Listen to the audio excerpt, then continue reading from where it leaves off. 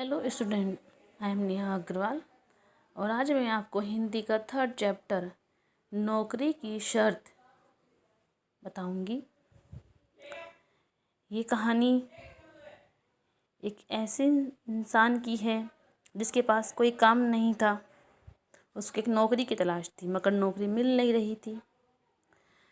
सब नौकरी तलाश में इधर उधर घूमता हुआ अपने दोस्त से भी कह रहा था कि अगर उनकी नज़र में मेरे योग्य कोई नौकरी हो तो बताओ। इन्हीं बेकारी के दिनों में अपने मित्र से मिलने गया। उसका घर बहुत दूर था और जेब में कुछ भी खाने के लिए कोई पैसे नहीं थे। और जैसे ही वो घर के पास पहुंचा तो सीढ़ियों पर सुस्ताने के लिए बैठ गया। तभी वहाँ पर कोई भिखारी आया। उसने सोचा मकान का मालिक है, उसने उनसे कुछ खाने के लिए पैसे मांगे तो उसने मना कर दिया।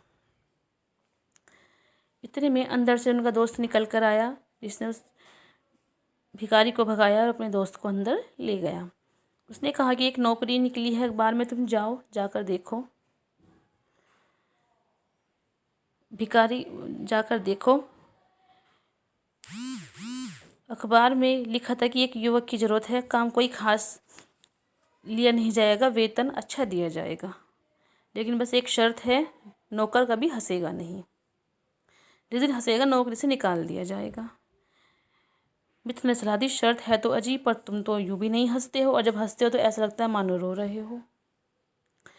मित्र की सलाह अखबार लेकर फिर घर पर आया और दर्पण में बहुत ज़ोर ज़ोर से हंसा।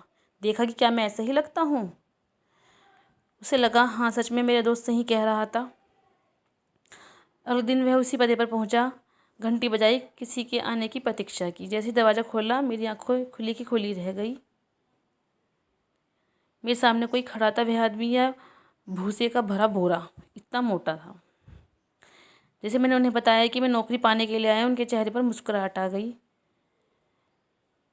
मैंने भीतर जाना चाहा तो जब कई मिनट तक मैं भीतर नहीं गया तो उन्होंने फिर कहा, आइए ना।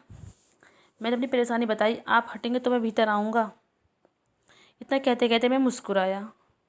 मुझे लगा अब तो मेरी नौकरी गई, लेकिन मालिक ने कहा कि तुम रो क्यों रहे हो। खैर भीतर आए और मुझे नौकरी मिल गई। जब घर में घुस गए जाए और उन्होंने समझाया कि आप सुबह से शाम तक हमारे छोटे मोटे काम किया करोगे, जब मैं घर में घुस जाऊं तो तुम्हारी छुट्टी है। तो स्टूडेंट, इस कहानी से हमें ये सीख मिलती है कि हमें कभी भी किसी भी कमी का मजाक नहीं बनाना चाहिए। किसी का उपहास करना कभी स्वयं पर भी भारी पड़ सकता है। किसी की शारीरिक कमजोरी या बड़प्पन का मजाक बनाना अपराध होता है।